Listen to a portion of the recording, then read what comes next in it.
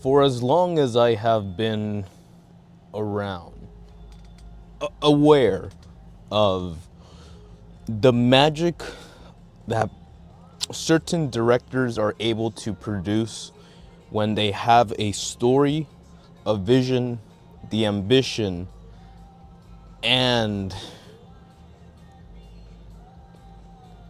inspiration. And Steven Spielberg's name has been synonymous with universal achievements in cinema. And for as much as I like to gas up the guy and glaze the guy, he's done a lot. Every time I get it on that Universal Studio lot tour and I see that Jaws machine coming up, and I envision just like how stressful the idea of bringing in a mechanical shark that would break down often, and to carry that emotion in that filming and to keep on going and to keep on like feeling stuff. And this was coming from a very hungry guy, hungry in terms of that he's always had a knack for creating, for envisioning, and for bringing a certain style to his films. The Spielberg effect, right? And easily growing up, one of his most famous films, I would have to say, is E.T. Besides Back to the Future, you know how I feel about that. But E.T. is perhaps one of those films that, although it probably had a lot more cultural impact at that time, the idea of what it brought to the table and simple moments in that film and catchphrases, "I'll be right here," and what those moments bring, what they were representing at that time. And I remember being a really young mofo and popping in E.T. for the first time in a VHR or VHS and going through it and just being impressed, obviously, but the idea that we were going there, the idea that sure, it's a funny little comedic fish out of water story where a young boy, young male, let's call him son or something, a young man is able to befriend something out of this world. And within that connection, within that moment of understanding of why they are here, who they are, and what is it that they really want from this interaction, it inspired. I'd like to say that E.T. is probably the poster child for like a friendly alien, right? This is also coming from someone that grew up in the 90s where aliens were the big thing, sci-fi was a big thing, Star Wars hit, and it just carried this momentum of like optimism and thinking of how crazy can this future get, and once the aliens find us, don't worry man, we're gonna be futuristic and it'll be a good time. Unless we got War of the Worlds, which is where things got sort of scary. And going through that and even being young and realizing that that creature was not of this earth, yet it still had emotions, it still had reactions. They were able to portray a life form that, for all intents and purposes, made you smile. And it was in those smiles, and it was in those character building moments that we get to what Spielberg has done and has always done. And a part that I really enjoy about Spielberg, maybe perhaps more than most directors, is that after watching the film The Fabelmans in 2024, 23, something like that, 2022, it definitely felt like I was finally getting the full story of Spielberg and his childhood inspirations and his parent parenthood, his parental beginnings when it came to the parents that had him, and how they sort of left their impression in his life. And he's talked about this before, about how his mother provided music and how his father provided mathematics, and that to him became like a combination of languages, which would explain quite a couple of things in my book.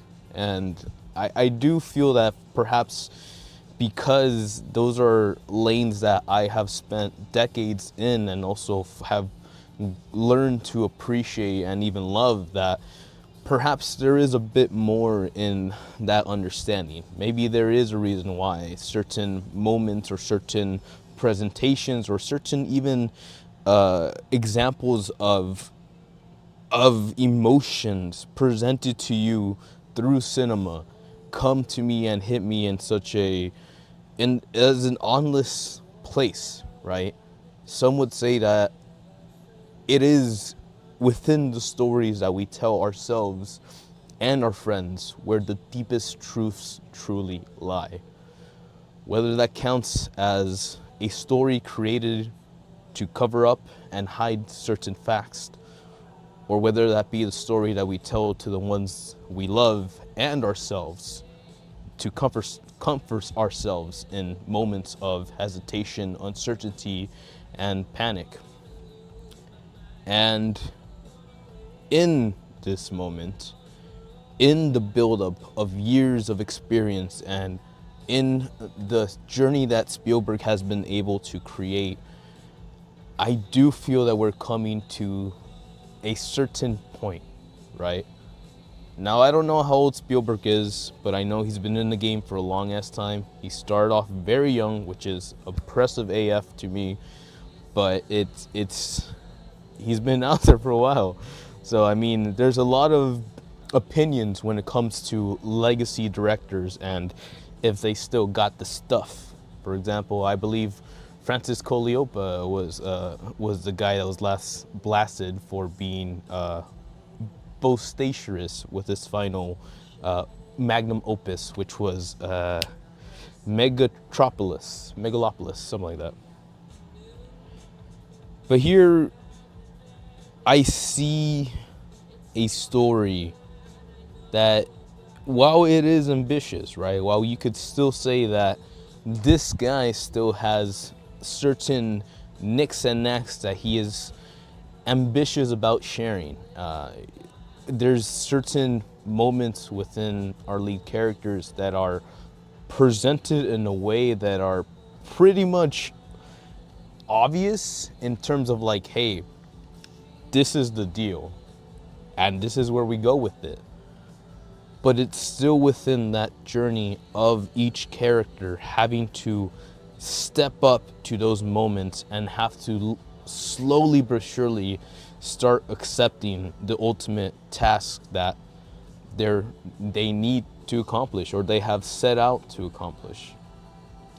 And when said task is indeed revealing classified information that has been hidden from the American public for generations, one can only imagine just how heavy the choice to bring things to light might actually be. And that's where this film gets its charm. Because yes, meeting an extraterrestrial gray-green guy and being able to befriend him is quite a beautiful journey when we're children, in our childhoods.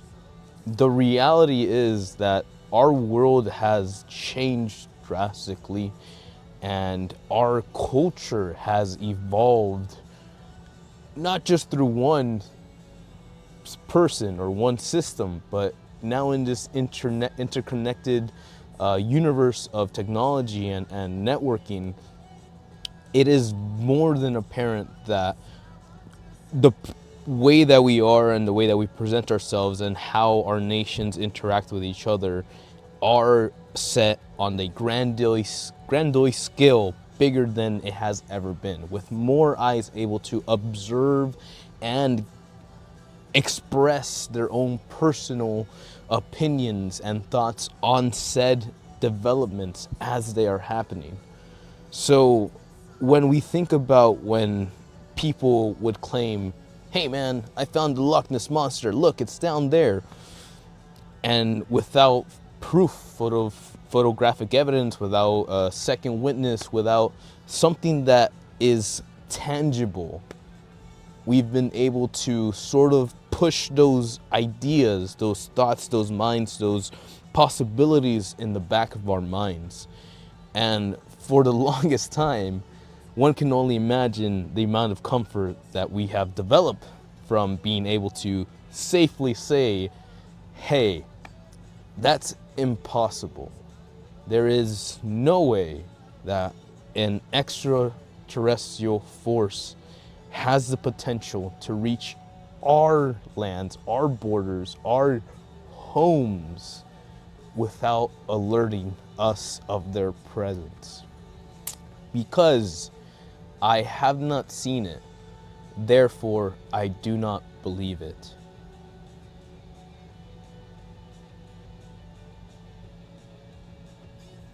And that's how we get to the biggest question of all. In a world filled with mass information being shared and directed and thrown across the fucking blackboard just so people can witness it, is humanity in the year of our Lord 2026 wise enough, patient enough, kind enough, understanding enough, courteous enough to graciously accept that perhaps by some miracle outside of our own understanding that we may not be the greatest creation on God's green earth. It's a strong thought, right? A lot of people might be offended by the fact that something might be out there that can take my place, something better than I can upstage me and destroy or take everything that I have accomplished in my lifetime. Some people might be excited at the possibility of understanding new culture, of feeling a new sense of life being breathed into our shared universe. The world is big. And again, there are so many unique individuals that we can never really say that one opinion is this right opinion for everybody. But when dealing with that weight of truth and what that means and understanding just how much a single sentence can change someone's life, we're put through the paces. Now, I know that Hollywood has done a great job of portraying men in the past couple of years. And I know that I have opinions of that, and I know that it's not great. So there's a moment where Steven Spielberg builds our main characters by presenting them with significant others that showcases just what type of person they are and how used to being like that they are. And by pushing these people out of their comfort zones or presenting new information that helps these characters realize, I know what I feel, but I know what I have to do, is probably one of the strongest choices that I've seen. And I know it is like not super important. The romance is not really like, it's not really a romance, it's just more of a relationship status type of deal. It might not be the most important thing in this film, but I think and I believe that by showcasing those two polar opposites, simply portraying someone who is willing to understand and someone who is just headstrong about keeping the status quo the way they are, and the person that is inclined to step out of that box because of natural curiosity.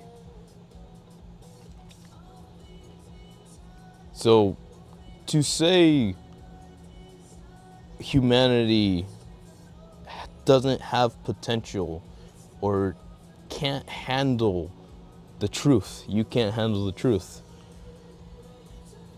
Some people might take those feelings and really impose them on a lot more people, a group of people, try to get their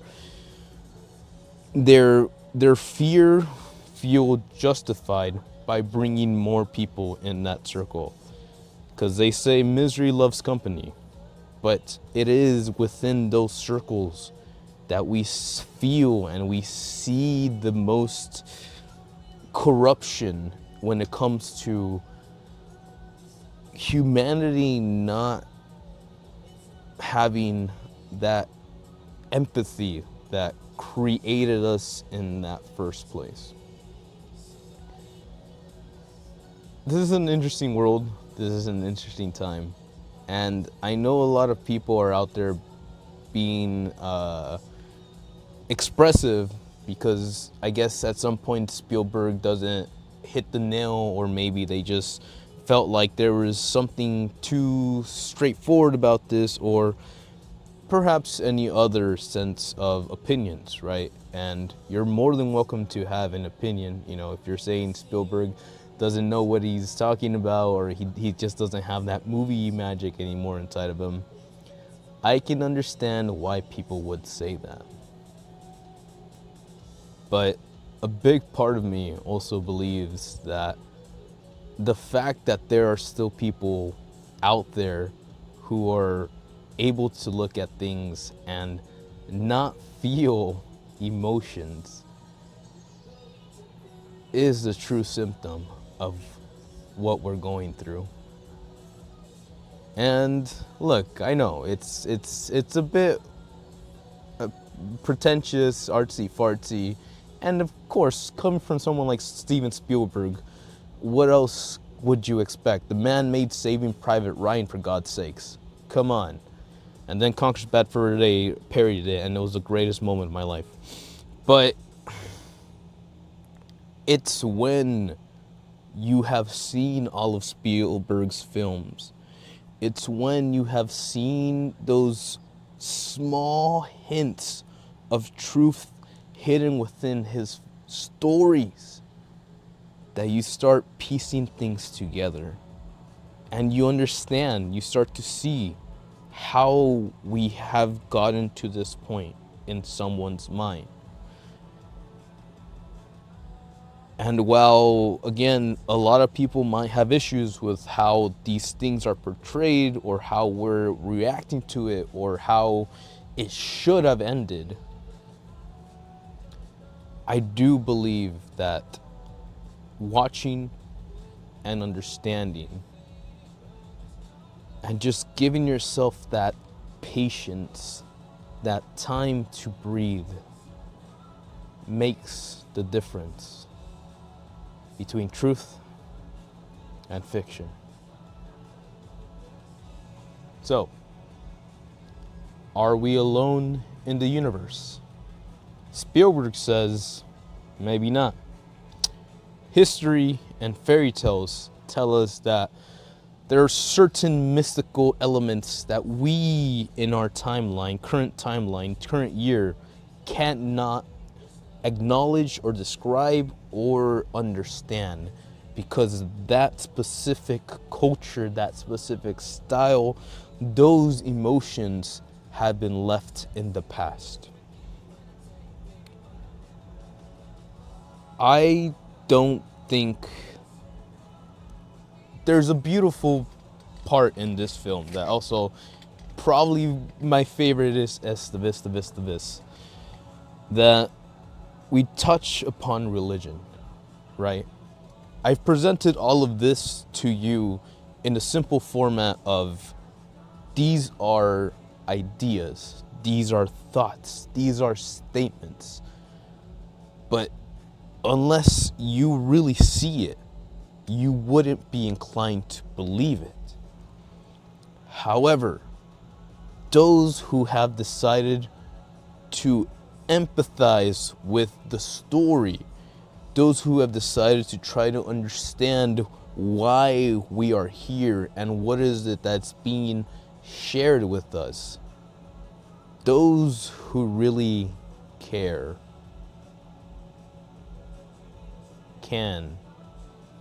they can hear, they can listen, they can understand.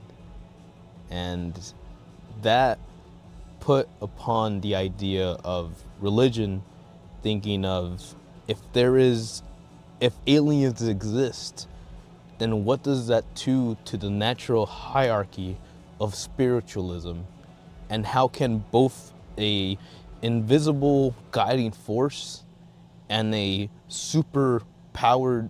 not supernatural, but super powered species exist at the same time without interrupting each other, or without facing each other, without combating, without having conflict, without conflict.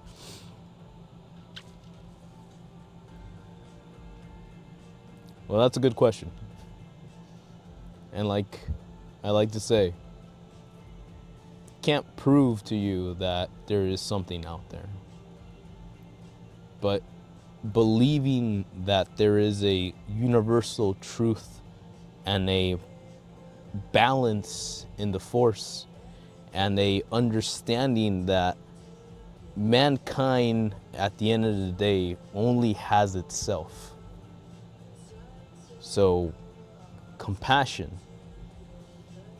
perhaps a mystical art that we have left behind, understanding and temperance.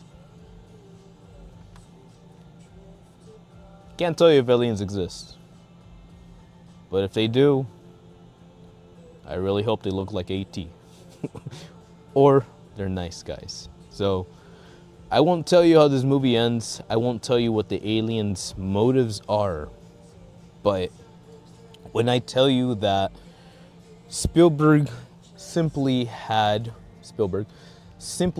something nice to say, and I, for one, a 30-year-old tired old soul that has seen this universe and the darkest pits that it has to offer, I appreciate a little bit of positivity in this universe. So I hope that you have a positive one as well. And yeah, man, coming from the guy that made Back to the Future and and Saving Private Ryan and helped out with War of the Worlds, to me it's fascinating to get to this point and to be like, oh, okay, so we've gone through the Steven Spielberg universe and now we're at this point of his lifetime. And again, I'm not saying that we had a good run, but this guy, my dude, this guy has been putting in the work for years, man. I can't, not that I don't think he can, but I don't think it would be fair to push him or expect too much from him anytime soon. But we said that about James Cameron. James Cameron's still out there hanging out with Billie Eilish, so what the fuck do I know? Yeah, man. At the end of the day, I genuinely enjoyed this film, right? I know that a couple of people might be walking into this and might think that it's like a horror-ish type of scenario, but I assure you that the thriller vibes that you're getting from this are justified.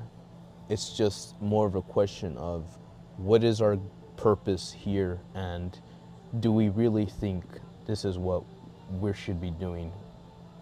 And yeah, man, it was quite the ride. I did enjoy it. I hope that I hope we get more space sci-fi stuff.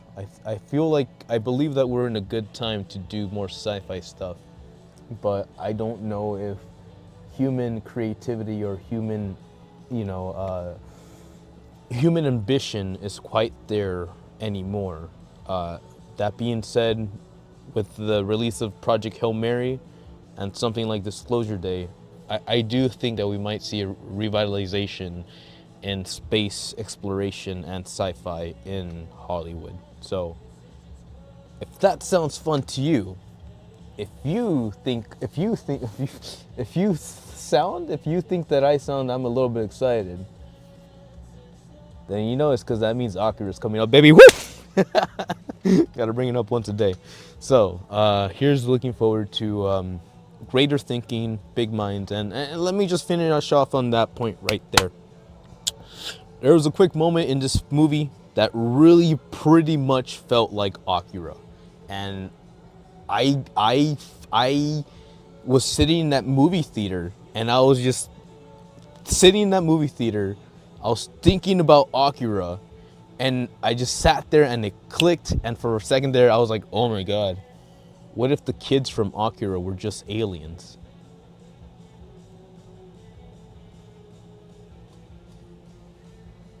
Boom. But anyways, that's all your boy has for you today. I need to go to the gym because tomorrow's not happening. Never mind, don't worry, tomorrow we're playing some video games. So, with all that being said, go watch some aliens. Sorry. That's a little rude. Go watch some humans try to do something positive for humanity. Positivity being quite the subjective opinion.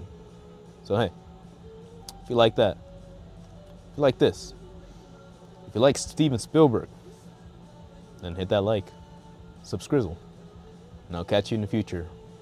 88 miles per hour, baby. Ja. Matane.